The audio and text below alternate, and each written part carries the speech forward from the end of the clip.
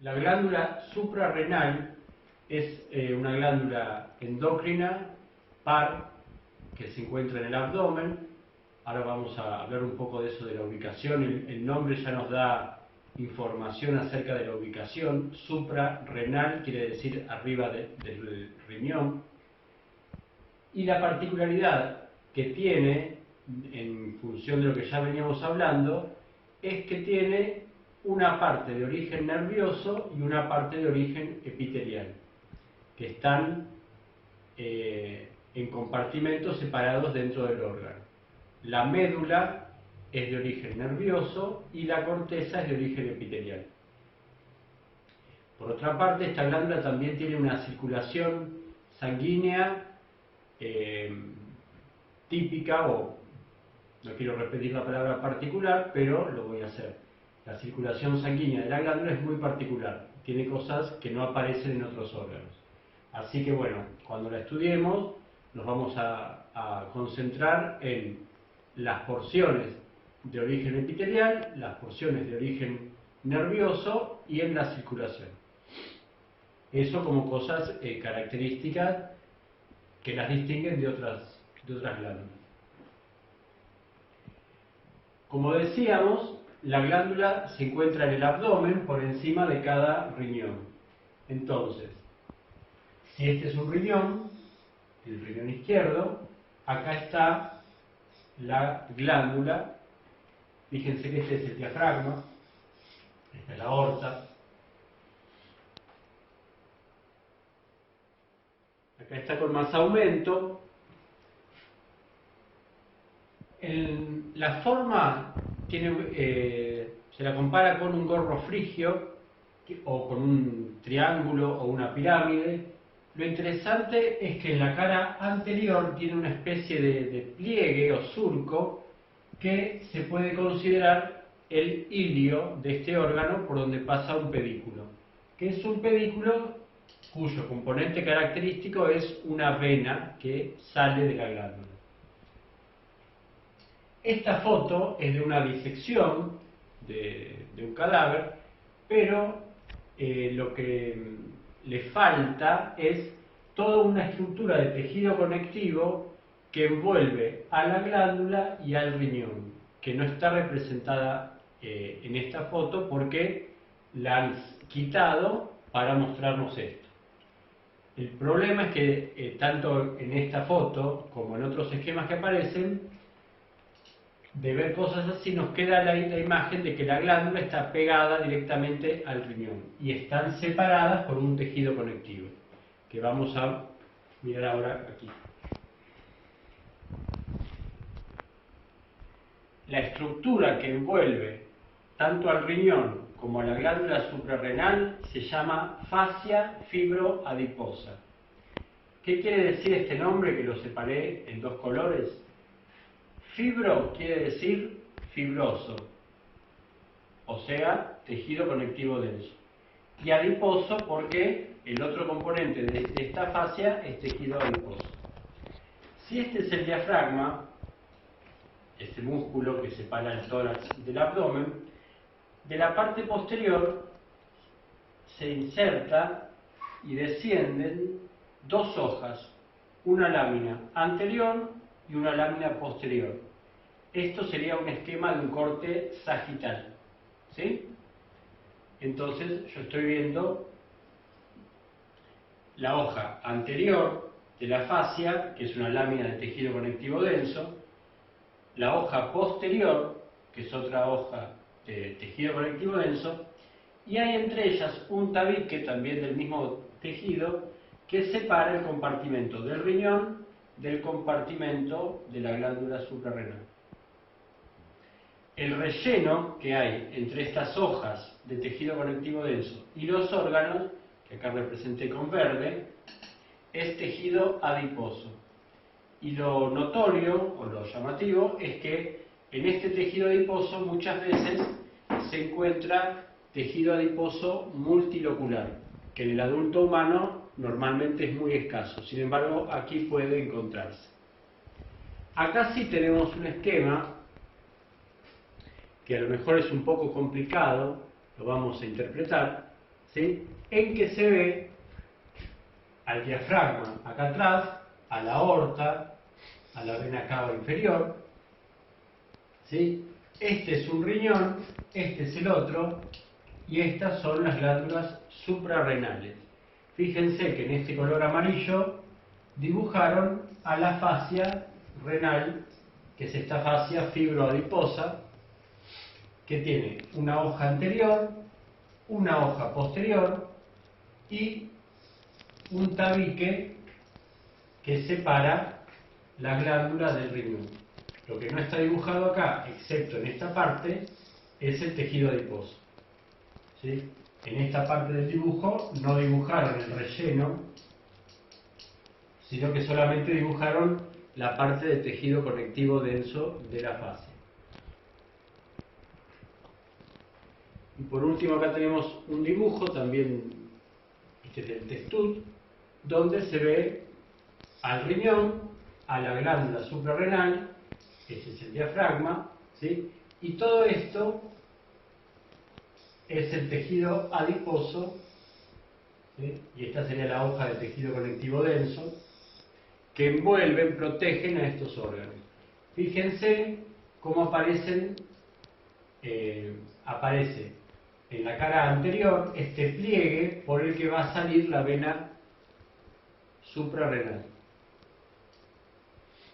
Y como ya en este dibujo se esquematiza, se pone de manifiesto que la glándula tiene dos porciones, una más externa, que es la corteza, y una más interna, que es la médula. Acá tenemos una foto de un preparado histológico de una glándula suprarrenal, que debe ser de algún animal pequeño, porque fíjense que todo el órgano entra dentro del preparado, del portaobjetos. Bien, ¿qué es lo que tiene?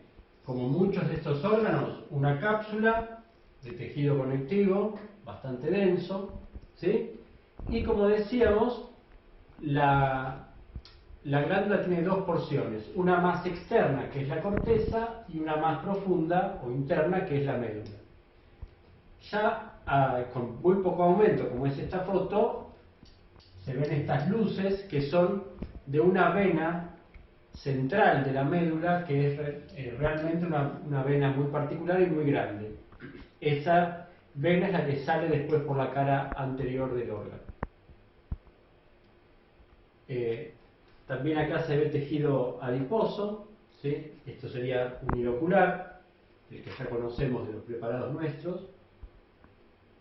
Y lo que vamos a ir haciendo es explicar un poco cómo se disponen las células de la corteza, las de la médula y la irrigación. Acá tenemos otra foto de otro preparado con más aumento, y fíjense que se ve la cápsula de tejido conectivo, bien eosinófila por las fibras de colágeno, y todo esto es la corteza. Fíjense que la corteza tiene a su vez varias porciones. La corteza, que es la zona de origen epitelial, así como la médula es de origen nervioso, en la corteza encontramos tres zonas. ¿Y por qué usamos la palabra zona? Que es una palabra que ya usamos como diminutivo cuando hablábamos de zónula en el complejo de unión de las células epiteliales, porque lo que está diciendo es que tienen forma como de banda que recorren como si fueran anillos todo el órgano. Fíjense que en la parte más superficial hay un aspecto, luego hay otra parte donde hay como una disposición radial, que son capilares sanguíneos que vamos a ir describiendo, y luego otra tercera parte, pero esas tres partes son concéntricas, entonces por eso se habla de zonas. La más externa es la zona glomerular, porque las células se disponen formando glomérulos, que son ovillos. Luego está la zona fascicular, donde las células se disponen en fascículos, en haces, y luego la zona reticular, donde, como el nombre lo indica nuevamente, forman redes más entrecruzadas. Entonces, la zona más superficial de la corteza es la zona glomerular, donde acá en esta foto con más aumento tenemos la zona glomerular, donde estas células epiteliales se disponen formando estos ovillos, que son relativamente redondeados o esféricos, poliédricos. La parte más extensa de la corteza es la zona fascicular, que lo característico es que radialmente, desde la periferia hasta el centro, hay capilares que son del tipo fenestrado, aunque se llaman en los libros sinusoides, por esto que ya explicamos la otra vez, se llaman sinusoides porque son amplios, ¿sí?, y ondulados, pero histológicamente corresponden al tipo fenestrado. Entonces, esos capilares se disponen radialmente y en medio quedan las células formando estas especies de haces o fascículos. Y la zona más profunda de la corteza es la zona reticular. Bien, lo interesante es que en cualquiera de las tres zonas se producen hormonas de tipo esteroideo, que como dijimos son hormonas lipídicas que se producen a partir del colesterol. Entonces, estas células por su función van a tener mucho desarrollo del retículo endoplasmático liso y van a acumular también gotas de lípido. Y en esos lípidos están los precursores de las hormonas. La zona glomerular secreta mineralocorticoides, que son hormonas que van a tener efecto en el balance y las concentraciones de iones, principalmente sodio. ¿Sí? Va a tener efecto en el riñón. Después, la zona fasciculada va a tener secreción de glucocorticoides como el cortisol, ¿sí? El más típico de los mineralocorticoides es la aldosterona y el más típico de los glucocorticoides es el cortisol. Y en la zona reticular se secretan esteroides sexuales. Bien, en base a esto que dijimos, que son todas hormonas esteroideas, lipídicas, y la presencia de gotas de lípido, le da un aspecto típico a las células, que es células que se ven claras y ligeramente, en las partes donde está el citoplasma con el retículo endoplasmático liso, eosinófilas, ¿sí? Lo que se ve es que las células de la zona reticular en general son más pequeñas, tienen gotas de lípido más pequeñas o escasas, entonces hay mayor tinción eosinófila del citoplasma y los núcleos quedan más juntos, entonces hay como una mayor intensidad en la coloración. Pero las células estas de la zona glomerular y fasciculada son el aspecto típico de las células productoras de hormonas esteroideas, que también lo vamos a ver en otras células del ovario y del testículo. Entonces, como ya sabemos, estas gotas de lípido durante la preparación histológica habitual se pierden y dan lugar a estos espacios blancos, que son los lugares ocupados por los lípidos, que le van a dar un aspecto claro, porque no hay colorante ahí para unirse. Como no hay nada, no hay colorante que se pueda unir. Son células poliédricas, eosinófilas claras y con estas gotas de lípidos.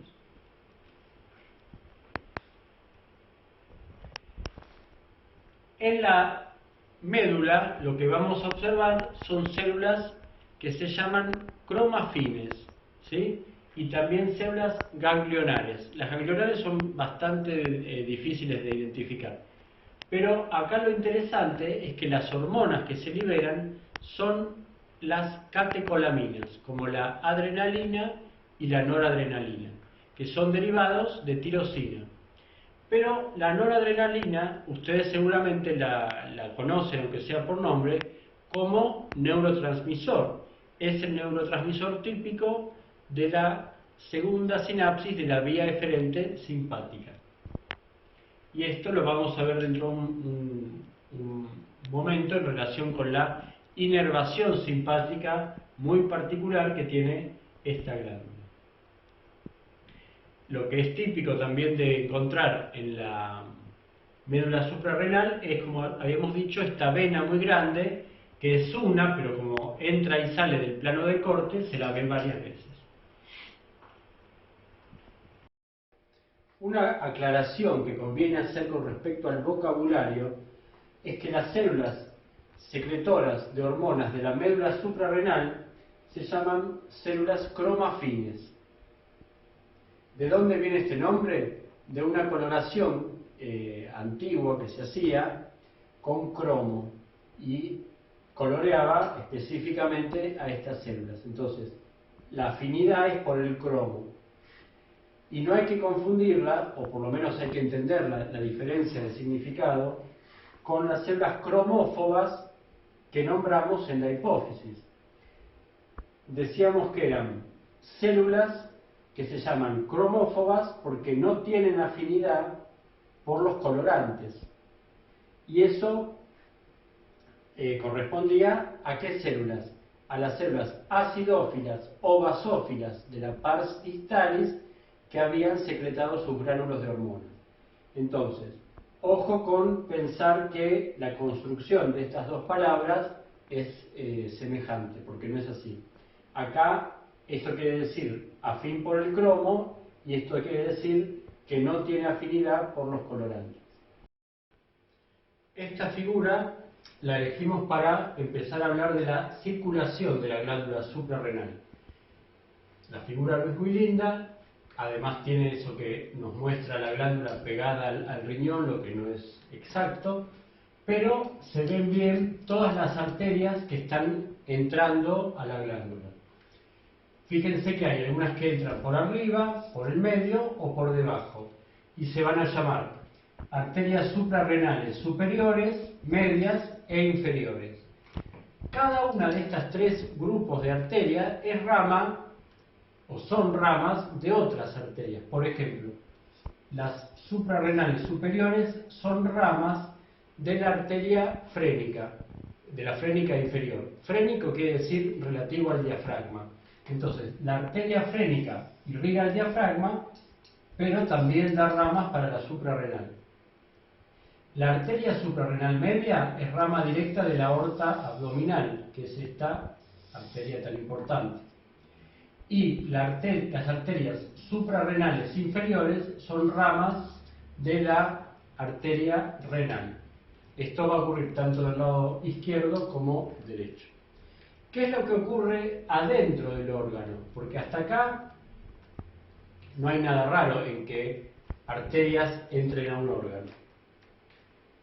Lo particular es que, fíjense que esto estaría mostrando desde la cápsula del órgano hasta la médula, ¿sí? Entonces, estas son las tres zonas de la corteza y esta es la médula de la glándula. Las arterias que están en la cápsula van a tomar dos caminos posibles. Algunas enseguida se van a transformar en capilares sanguíneos. Esos capilares son del tipo fenestrado y van a estar alrededor de los grupos de células epiteliales en la zona glomerular. Luego esos capilares que se continúan desde estos van a ser más alargados y son los que se denominan usualmente sinusoides, aunque por el tipo de capilar siguen siendo capilares fenestrados. Eso lo hacen en la zona fascicular. En la zona reticular vuelven a entrecruzarse estos capilares, ya que las células epiteliales de la zona reticular también están entrecruzadas, o formando estos cordones entrecruzados, y esos capilares se van a continuar con capilares que entran en la médula y van a servir para dar irrigación a las células cromafines y a las células ganglionales. Finalmente, esos capilares se juntan para formar vénulas que van a ir drenando en la gran vena central de la médula o vena centromedular. Tiene varios nombres. Lo interesante es que todos esos nombres dan información sobre que es la vena de la médula suprarrenal o que está en el centro de la médula. Bueno, vamos a llamarla vena medular por ahora. Entonces, uno de los posibles caminos que hace la sangre es, desde la cápsula, las arterias se capilarizan enseguida y forman como un gran plexo o lecho capilar que recorre toda la corteza y llega, continuada, hasta la médula. El otro camino que pueden seguir los vasos sanguíneos es que algunas arterias salen de estas arterias que están en la cápsula y se dirigen radialmente desde la periferia hasta la médula sin formar capilares, sin emitir capilares, y recién se van a transformar en capilares cuando llegan a la médula. Y estos capilares están anastomosados con los capilares. Anastomosado quiere decir unidos. Anastomosados con los capilares que venían del otro camino y van a terminar enviando esa sangre a la vena medular. ¿Qué consecuencias tiene esto? Que, por un lado, este último camino es importante para la médula porque le lleva sangre oxigenada y estas células requieren oxígeno. Por otro lado, esta sangre que va recorriendo estos capilares se va enriqueciendo en las hormonas esteroideas que hace la corteza. Y por diferencia de concentración, cuando esas hormonas llegan a los capilares de la médula, una parte de ellos puede volcarse, escaparse de los capilares sanguíneos e ir a parar e interactuar con las células de la médula. Es decir, que las hormonas de la corteza pueden afectar la actividad de las células de la médula. Y la otra cuestión es que en la corteza vamos a encontrar capilares y arterias, pero no vamos a encontrar venas, mientras que en la médula vamos a encontrar capilares y venas, pero no hay arterias, porque las arterias estas enseguida se transforman o se continúan con capilares. Finalmente, esta vena es la que sale por la cara anterior de la glándula, por esa especie de hilio. Entonces, bueno, esto cabe aclararlo, ¿sí? Lo interesante también es que esto es todo un lecho continuo capilar. Siempre son capilares que van recorriendo las distintas partes. Con respecto a la inervación, vamos a hablar de la inervación más profusa que recibe esta glándula, que es del sistema nervioso autónomo simpático. Ya un poco lo anticipamos cuando estudiamos los nervios espinales y a la vía eferente simpática, y ahora la vamos a poder entender mejor. La glándula suprarrenal, como bien vimos, tiene dos orígenes, una parte epitelial y una parte de tejido nervioso que es la médula. A la médula tradicionalmente se la considera análoga a un ganglio simpático. ¿Por qué? Porque en la médula ocurre la sinapsis entre el axón de la primera neurona de la vía eferente simpática y una segunda célula, que en este caso, como todo es singular, puede ser o bien la célula cromafin o la célula ganglionar, que justamente se llama ganglionar porque es prácticamente igual a las segundas neuronas de la vía eferente simpática. Entonces, primero la vamos a repasar con este esquema y después vamos a ver otro dibujo. Esto era la formación de un nervio espinal. Este es un corte transversal de médula, la raíz posterior del nervio, la raíz anterior, las ramas del nervio espinal, un ganglio paravertebral y un ganglio prevertebral. ¿Qué nos va a interesar ahora? El recorrido de estos axones anaranjados que se originan en somas que están en el asta lateral de la médula. El axón, como es de la vía eferente, sale por la raíz anterior, se escapa del nervio por la rama comunicante blanca, llega al ganglio paravertebral pero se escapa a través de estos nervios esplácnicos y llega a un ganglio prevertebral. Estos ganglios prevertebrales eran 6 que estaban en el abdomen y normalmente los axones que hacen este recorrido, cuando llegan al ganglio prevertebral, terminan ahí y hacen sinapsis con la segunda neurona. En este caso, el axón va a continuar, se escapa del ganglio prevertebral y se mete dentro de la glándula. Llega a la médula y ahí va a hacer sinapsis, o bien con la célula cromafin, y la va a estimular para que secrete adrenalina a la sangre, o un poco de noradrenalina, o va a hacer sinapsis con las células ganglionales, que son las otras que están en la médula, y esta es una neurona que tiene el soma en la médula, y el axón se escapa hacia la corteza, y va a hacer sinapsis con las células epiteliales. Es decir que, así como dijimos que la corteza podía afectar la actividad de la médula porque le podían llegar hormonas, la médula también va a modular la actividad de la corteza a través de esta sinapsis. En este dibujito, mucho más simple, tenemos a la médula espinal. En violeta están los axones de las primeras neuronas que se extienden desde la médula espinal hasta la médula suprarrenal.